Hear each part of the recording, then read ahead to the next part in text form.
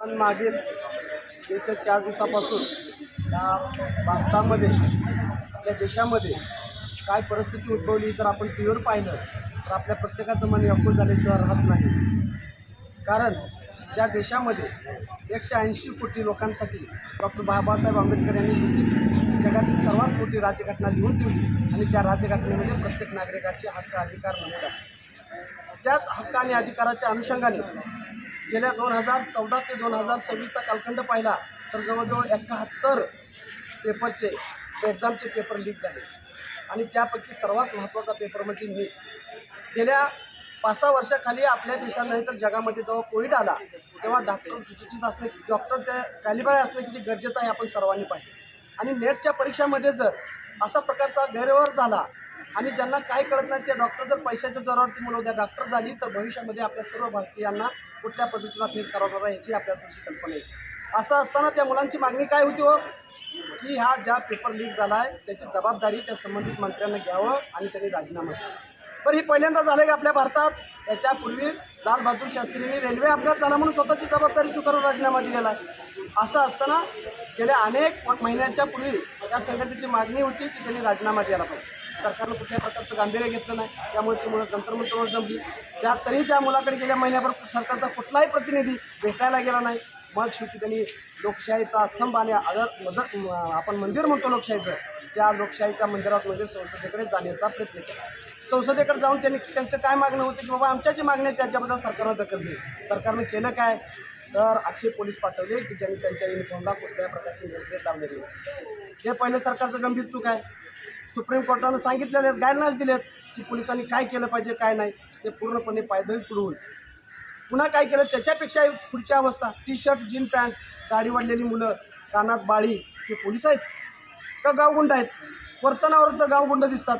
गेल्या 24 तासापासून मीडियात आपल्या माध्यमातून सरकारला हे प्रश्न विचारले असताना सरकारकडून कुठल्याही प्रकारचं उत्तर किंवा संबंधित अधिकाऱ्याच्या कोणत्याही वरिष्ठ अधिकाऱ्याकडून ती मुलं पोलिसच होती असं पद्धतीचा आतापर्यंत कुठल्याही प्रकारचं ओपिनियन दिलेलं नाही. म्हणजेच ते पोलीस नसतील किंवा नाहीत असं म्हणायला भाग पडतं. पण अशी जर बेछूट माणसं, गुंड माणसं जर तुम्ही आमच्यावर घालत असाल तर विद्यार्थ्याच्या अंगावर घालत असाल, त्यांना काठ्यानं मारत असाल, पुरवत असाल तर भारतीय लोकशाहीमध्ये फार मोठ्या पद्धतीचं संकट आलेलं आपल्याला दिसून येतं.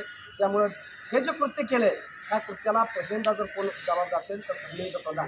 कारण त्याने राजीनामा दिला असता तर ह्या गोष्टी झाल्या नसत्या. त्याने राजीनामा देऊन जबाबदारी स्वीकारली असती तर ह्या गोष्टी झाल्या. आणि त्यांचा राजीनामा न घेणारे कोण आहेत तर ह्या देशाचे पंतप्रधान नरेंद्र मोदी आणि अमित शहा. त्यांनी कुठल्या प्रकारची ओपिनियन दिलेलं नाही. अमित शहा देशाचे गृहमंत्री आहेत. 180 कोटीच्या देशाचे गृहमंत्री असताना पोलिसांनी असं काय केलं? पोलिसांना आणि त्यांना ह्याची कल्पना नव्हती का की बाबा एवढी लोक जमणार आहेत? त्या पद्धतीने त्यांची भूमिका घ्यायला पाहिजे होती. आजपर्यंत सुद्धा त्यांनी कुठल्या प्रकारची भूमिका घेतली नाही. जाणून बुजून भारतीय लोकशाहीच्या मनामध्ये किंवा माझ्या तुमच्या मनामध्ये या पोलिसाच्या पद्धतीने भीती दाखवायची आणि आपण कुठल्या प्रकारच्या योग्य मार्गाने आंदोलन करण्यामध्ये आपल्या मनामध्ये धडक निर्माण राहावी आणि आपण कुठल्याही आंदोलन करू नये आणि सरकारनं कुठल्या प्रकारे काही केलं तर त्या पद्धतीने आपण सर्वांनी थकून घ्यावं अशा प्रकारची आपल्या मनावर मानसिकता निर्माण करावी असं या दडपशाहीवरून दिसून येते. कारण बेडकाला जर एकदम गरम पाण्यात टाकलं तर ती बिडूक बाहेर उडी मारणार आहे. पण त्याची सिच्युएशनच अशी करायची की आधी बिडूक पाण्यात टाकायचं आणि त्याला हळूहळू गरम पाणी करत राहायचं म्हणजे बेडकानं त्या परिस्थितीला सामोरं गेलं. तसं तुम्हा मला ह्यांच्या कुठल्याही चुकाला आपण आंदोलन केलं नाही पाहिजे, त्यांच्या सगळ्या चुका चुकून घेतल्या पाहिजे द्या असं यांना वाटतं. परंतु कदापि होणार नाही. आपल्या सर्वांच्या जे कोण भारतीय आहेत त्यांना वाटतं की लोकशाही टिकली पाहिजे. त्या प्रत्येकानं या देशातल्या गृहमंत्र्याला, या देशातल्या शिक्षण मंत्र्याला, या देशाच्या पंतप्रधानाला विचारलं पाहिजे की त्या मुलांचं चुकलं काय होतं आणि जर चुकलं असेल तर तुम्ही त्यांचं डायलॉगबाजी करणं गरजेचं होतं. हातात जाऊन डायरेक्ट काठी. आता आपण पाहतोय मुलाच्या हातात कुठल्याही प्रकारचे हत्यार नाही, कुठल्याही प्रकारची काय गोष्ट नाही. तुम्हाला चेक करून सोडलं तर तिथं 3 ते 4 ट्रक दगड आले, ते कुठनं आले ही पोलीस प्रशासनानं सांगायला पाहिजे. तर पत्रकार मीडिया काय माझे बांधव काय सांगतायत की दगड कुठनं आले आणि त्यांना पाकिस्तान चायना कनेक्शन. कुठल्याही गोष्ट धर्म आणि तुम्ही कुठलीही गोष्ट आराधकता किंवा कुठलीही गोष्ट देश तुम्ही म्हणून तुम्ही झाकून नेऊ शकणार नाही.